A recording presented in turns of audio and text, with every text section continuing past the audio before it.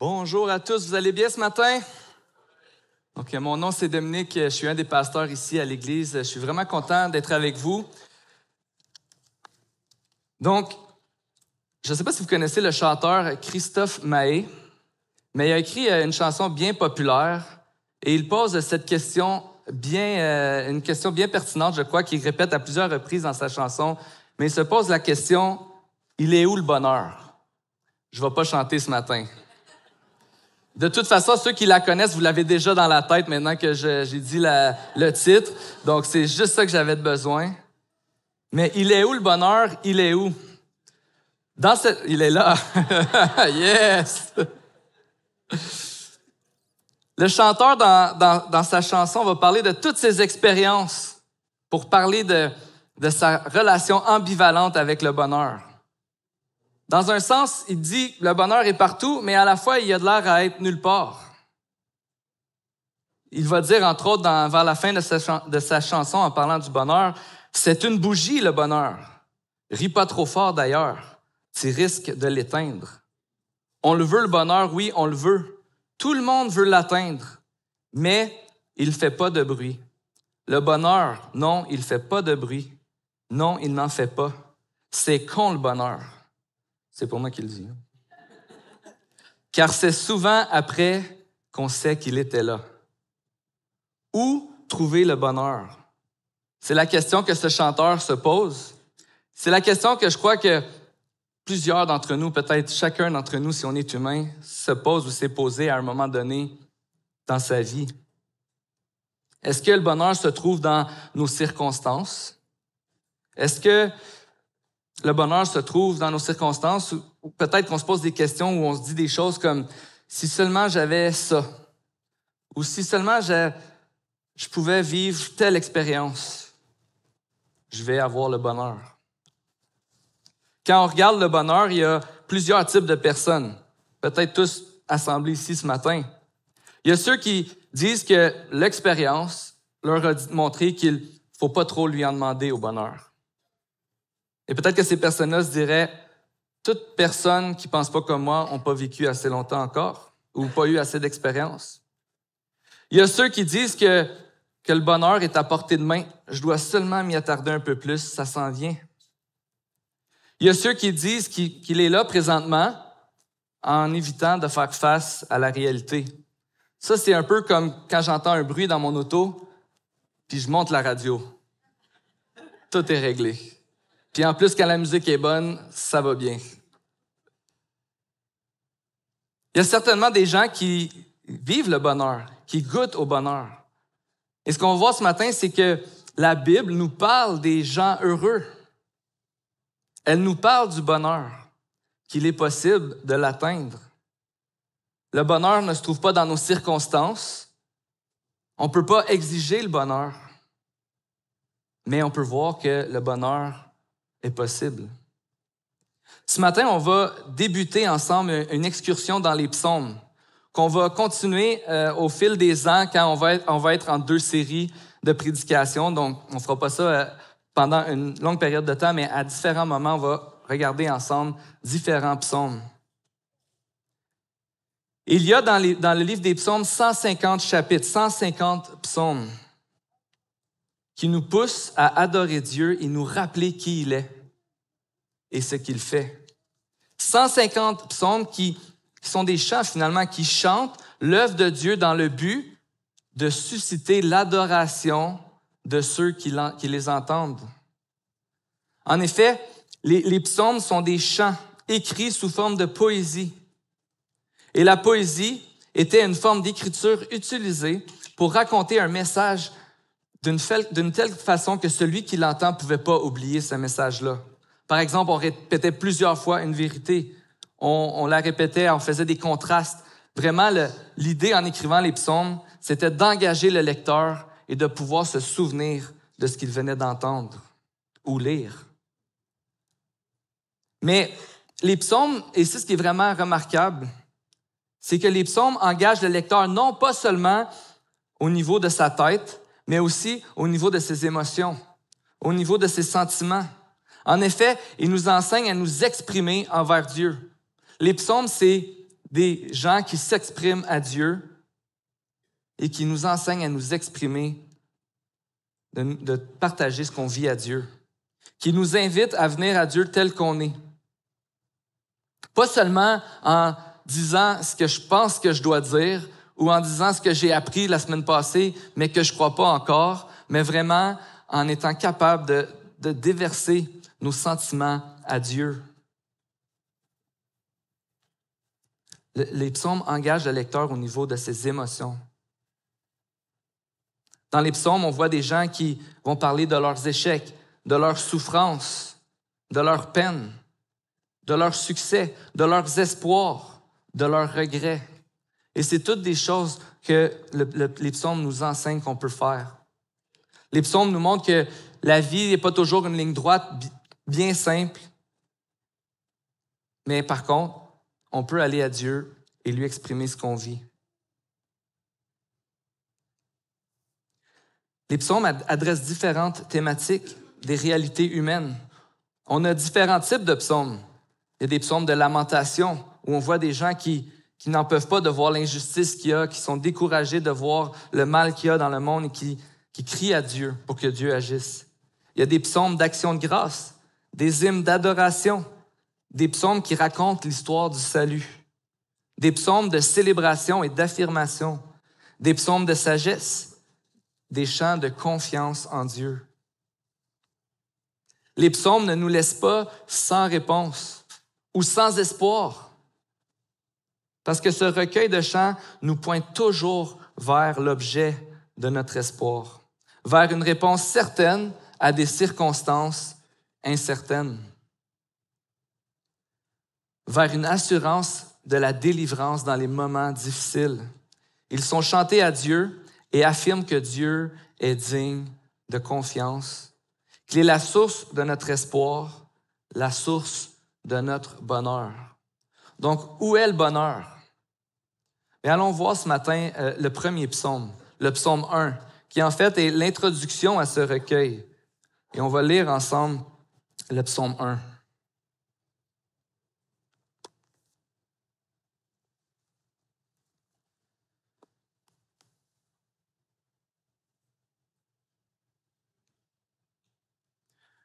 Donc, dans le psaume 1, on peut lire « Heureux l'homme qui ne suit pas le conseil des méchants, qui ne s'arrête pas sur la voie des pécheurs et ne s'assied pas en compagnie des moqueurs, mais qui trouve son plaisir dans la loi de l'Éternel et la médite jour et nuit.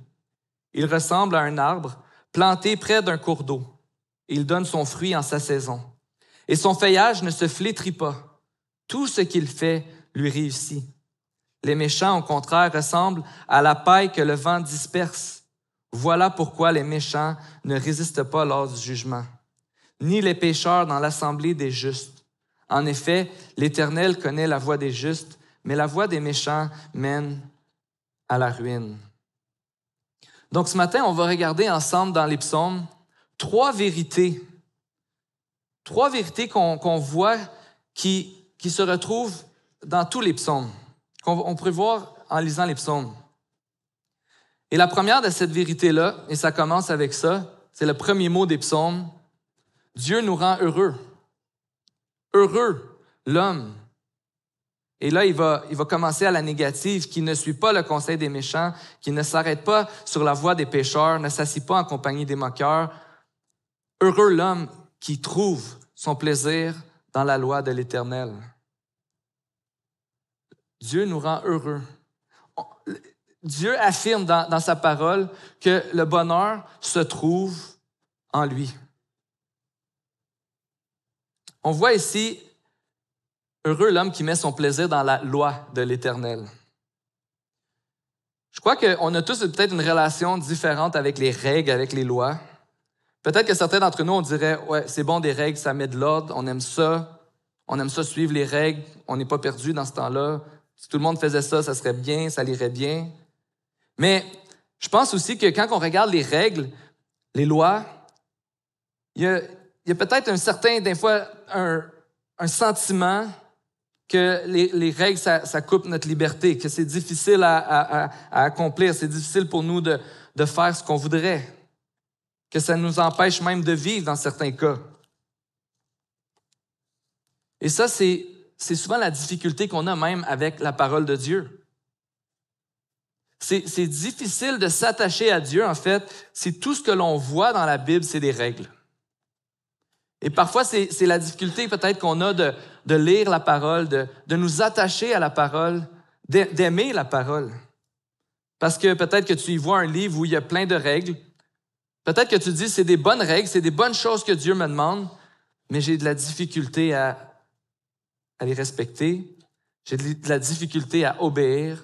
Je vis tout le temps du regret, de la honte. C'est beaucoup plus négatif peut-être pour toi, la parole de Dieu dans le quotidien, quand tu la lis ou quand tu essaies d'obéir. Et tu dis, c'est difficile pour moi de m'attacher à Dieu, de développer ce plaisir en Dieu. C'est difficile, effectivement, de s'attacher à la parole de Dieu si tout ce qu'on voit, c'est des règles, des choses à faire, que j'ai en plus de la difficulté à faire, à mettre en pratique. Est-ce que le plaisir se trouve vraiment dans les règles? Mais j'aimerais répondre à cette question-là en disant oui et non, et vous expliquer pourquoi oui, pourquoi non. Oui, parce que la loi de l'Éternel, comme on la voit ici dans le psaume 1, c'est tout ce que Dieu nous donne qui est bon pour nous. En fait, la loi que Dieu nous donne, la parole de Dieu, nous pointe vers un Dieu qui est bon et qui a créé des choses qui sont bonnes pour nous. Ce que Dieu demande de nous, c'est bon. Le problème, c'est quand on s'attache à mettre notre plaisir à notre capacité ou notre incapacité à suivre les règles. Mais le psalmiste aussi nous dit que l'obéissance à la parole de Dieu, à ses commandements, c'est ce qui nous rend heureux. C'est ce qui nous donne du plaisir. Pourquoi? Parce que Dieu nous a fait, parce que Dieu nous connaît et parce que Dieu sait ce qui est bon pour ses créatures. La loi de Dieu n'existe pas pour qu'on soit contraint dans notre liberté. Mais elle existe pour qu'on puisse vivre comme on était supposé de vivre quand on était en harmonie avec Dieu et avec les autres. C'est-à-dire avant le péché, avant que les êtres humains se rebellent contre Dieu, avant que les êtres humains se détournent de Dieu. Dieu avait créé un monde parfait où les gens étaient en harmonie avec lui, les uns avec les autres. Et à ce moment-là, les êtres humains prenaient plaisir en Dieu et en ses commandements à chaque jour, à chaque instant de leur vie. C'était pas difficile pour eux d'obéir à Dieu parce qu'ils aimaient Dieu à 100% tout le temps et ils faisaient confiance en Dieu. Ils avaient foi que ce que Dieu avait pour eux était bon. Mais depuis ce moment-là, depuis qu'on a dit à Dieu, non, on n'a pas besoin de toi, il est devenu difficile, voire impossible, d'obéir à Dieu parce qu'on s'était détourné de Dieu. Et obéir à la loi de Dieu, c'est vivre cette vraie humanité que Dieu avait créée, qui nous guide à aimer Dieu et à aimer notre prochain, à chercher le bien des gens autour de nous, à adorer Dieu parce que tout ce qu'il fait pour nous est bon et on lui fait confiance. Ça, c'est s'attacher à sa parole. J'ai des enfants chez nous qui n'aiment pas dormir. J'en ai qui ne veulent pas se coucher le soir, puis j'en ai qui veulent se lever vraiment de bonne heure le matin. Genre qu'on ne sait pas vraiment à quelle heure ils se lèvent quand nous, on se lève. J'ai les deux. Mais j'aimerais vous dire que pour leur bien, on exige qu'ils soient dans leur chambre à une certaine heure et qu'ils se réveillent à une certaine heure. Est-ce que ces règles sont bonnes pour eux? Eh bien, laissez-moi vous dire que quand un enfant ne dort pas, c'est au moins bon pour les parents de mettre des règles. Certainement que de mettre des règles, c'est pas de contraindre la liberté de quelqu'un, mais c'est aussi et surtout de prendre soin de cette personne-là, de faire ce qui est bon pour elle. Et c'est ce que Dieu nous donne dans sa parole. Donc, dans un sens, le bonheur se trouve dans l'obéissance à la loi de Dieu. Mais pour trouver son plaisir dans la loi de Dieu, il faut d'abord trouver notre plaisir en Dieu. Et c'est ce que l'humanité, avant la chute, avant que les êtres humains décident de se séparer de Dieu, ont vécu. Ils s'attachaient à Dieu, ils aimaient Dieu. Ils ne se posaient pas de questions sur est-ce que Dieu existe, est-ce que Dieu est là, est-ce que Dieu est bon. Non, tout ce que Dieu avait fait était bon, c'est ce que la Genèse nous dit, et les êtres humains le croyaient. Ils étaient attachés à Dieu. C'est impossible de suivre des règles, d'obéir à quelqu'un bien longtemps quand on n'est pas attaché à cette personne-là, quand on ne fait pas confiance à cette personne-là. Le peuple juif avait cette prière qu'ils font, qui se nomme le Shema. On peut la trouver dans Deutéronome 6, à partir du verset 4. Je vais vous la lire. Je vais vous lire une partie, en fait. « Écoute, Israël, l'Éternel, notre Dieu, est le seul éternel. Tu aimeras l'Éternel, ton Dieu, de tout ton cœur, de toute ton âme et de toute ta force. Les commandements que je te donne aujourd'hui seront dans ton cœur. Tu les répéteras à tes enfants. Tu en parleras quand tu seras chez toi, quand tu seras en voyage, quand tu te coucheras, quand tu te lèveras. Tu les attacheras à tes mains comme un signe, et ils seront comme une marque entre tes yeux.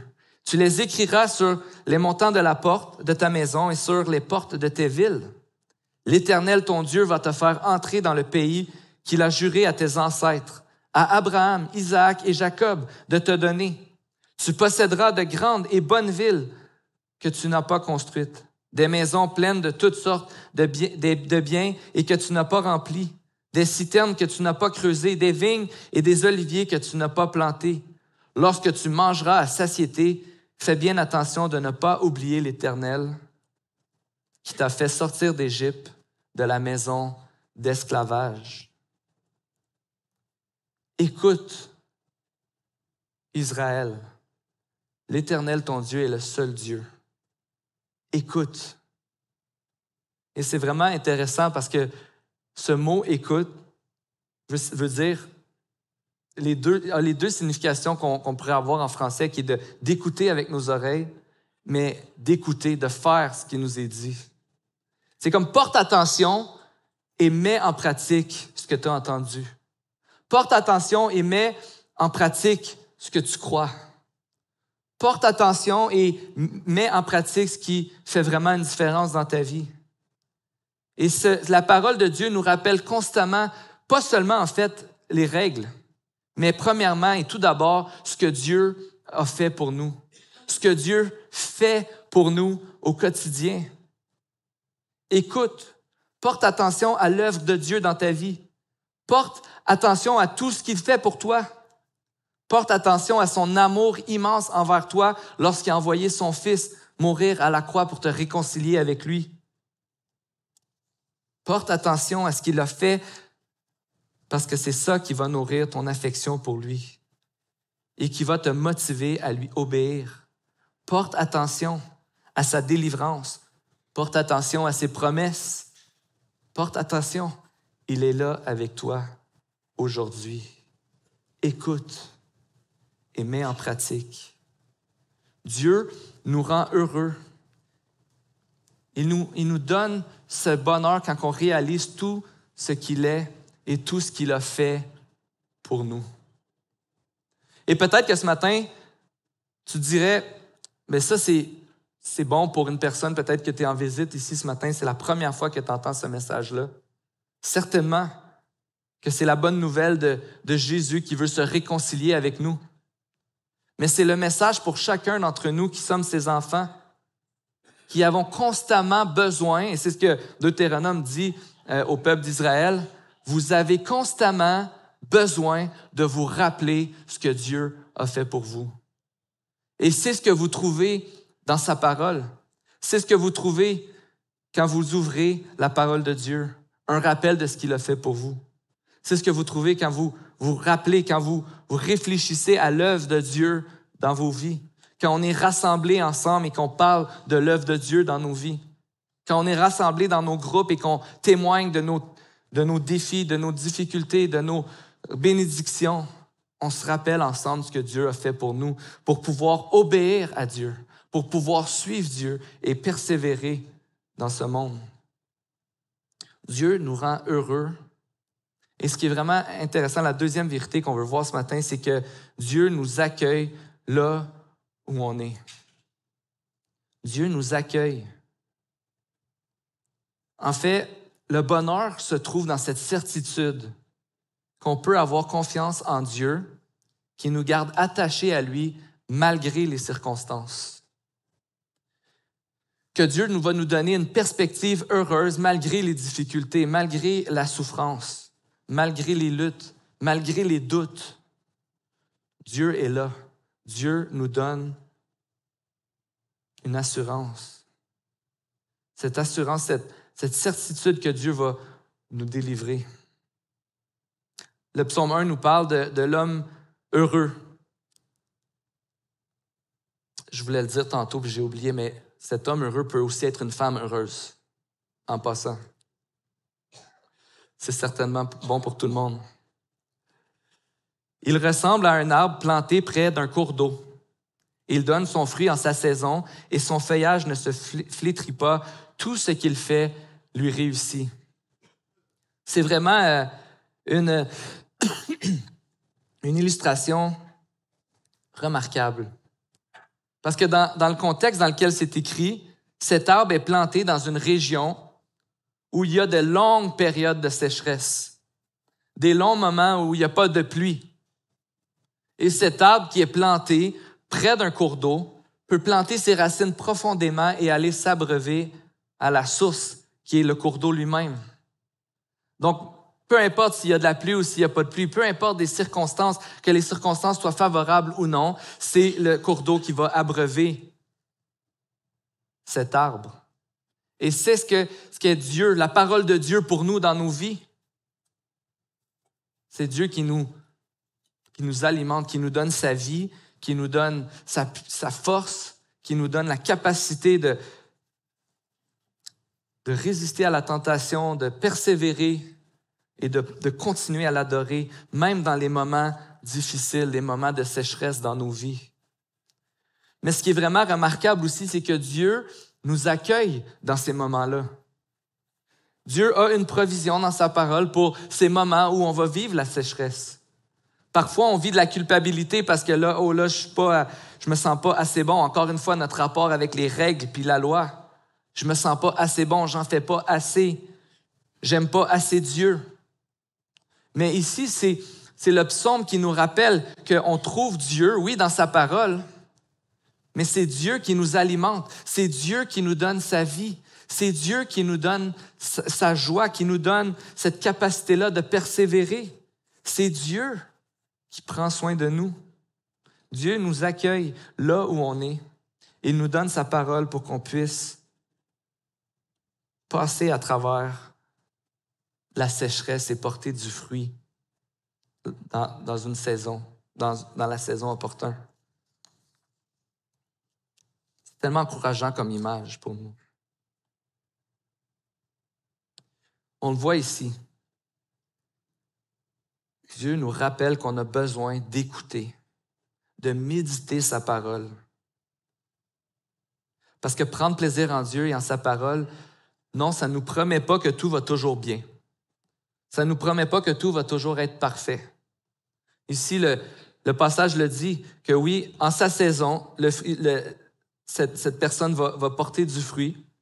Son feuillage ne se flétrit pas. Tout ce qu'il fait lui réussit. Et parfois, encore une fois, on peut lire ça et dire, « Hey, si je lis assez la parole de Dieu, si je m'abreuve assez, je vais porter du fruit, puis tout ce que je vais faire, je vais réussir. » Oui, la parole de Dieu est remplie de sagesse. Si on était capable de toujours, constamment obéir à la parole de Dieu, on serait parfait. Mais heureusement que la vie de Dieu qui est en nous, c'est Dieu qui nous l'a donnée. Heureusement qu'il a envoyé son Fils Jésus, qui a vécu cette vie parfaite, qui a toujours obéi au Père, qui a toujours suivi la loi de Dieu, qui a toujours mis son plaisir dans la loi de Dieu, peu importe les circonstances. Parce que quand Jésus est venu sur la terre, il a accepté de souffrir. Il a accepté de nous donner sa vie parfaite que nous, on n'avait pas vécue, que nous, on ne pouvait pas vivre, pour mourir la mort qu'on méritait, pour qu'on puisse avoir cette communion avec Dieu et avoir cette certitude que de s'attacher à Dieu, c'est d'avoir la vie. Que de s'attacher à Dieu, que d'être en relation avec Dieu, c'est de vivre le bonheur malgré les circonstances. C'est de pouvoir avoir cette assurance que Dieu nous a délivrés. Dieu nous rend heureux. Dieu nous accueille là où on est et il nous rappelle qu'il est meilleur que tout. Dieu nous rappelle qu'il est meilleur que tout.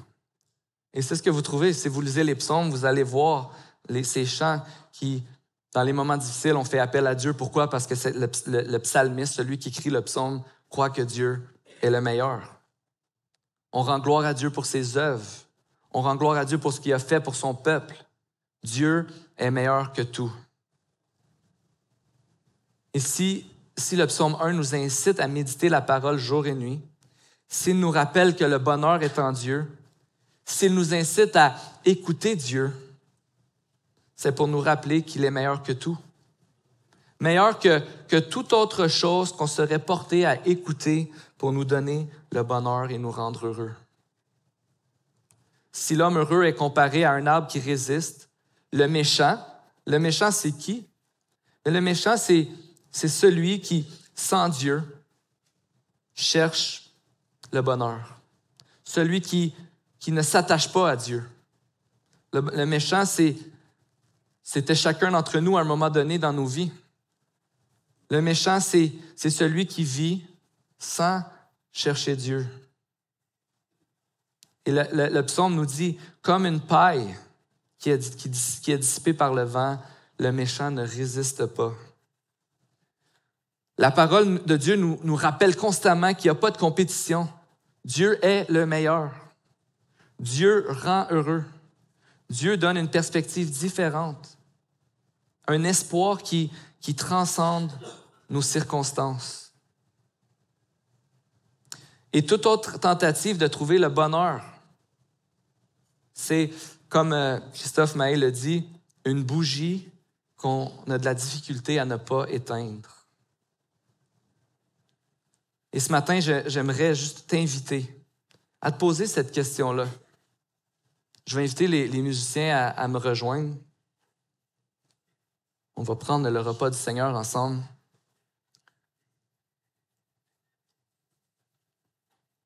Est-ce que Dieu est meilleur? Est-ce que Dieu est le meilleur dans ta vie? Est-ce que tu as cette certitude-là que Dieu veut et peut te rendre heureux? Est-ce que tu es convaincu que le bonheur se trouve en Dieu? Est-ce que tu es capable de témoigner que même dans les circonstances difficiles de la vie, tu peux trouver en Dieu un bonheur qui transcende tes circonstances? Un bonheur qui est au-dessus de tes circonstances? Est-ce que tu veux venir à Jésus ce matin? Peut-être que ce matin, tu réalises que ça fait longtemps que tu t'es pas réjoui dans le Seigneur, que tu n'as pas été reconnaissant à Dieu pour ce qu'il a fait pour toi. Mais ce matin, c'est le moment de venir à Dieu dans la prière, de venir à Dieu dans la réflexion, puis de confesser à Dieu que tu as de la difficulté à trouver ton bonheur en lui. Parce que Dieu veut prendre soin de toi.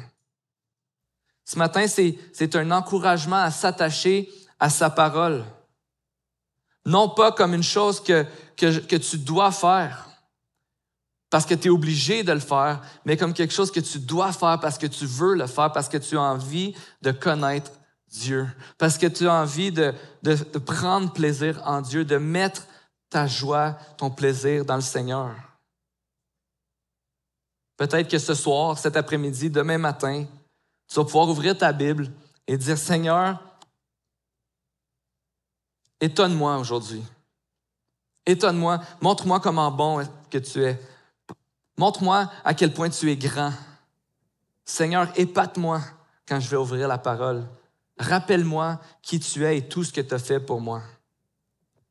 Ce matin, on va prendre le repas du Seigneur ensemble et on vous invite, si vous avez mis votre confiance en Jésus, si Jésus est mort à la croix pour vous, qu'il a pardonné vos péchés, que tu as mis ta confiance en lui, on t'invite à participer avec nous. Sinon, on t'invite à venir nous voir.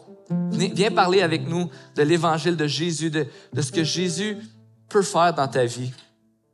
Mais pour le repas du Seigneur, on va t'inviter à laisser passer ce matin. Donc, les éléments vont être passés, puis je vais revenir par la suite.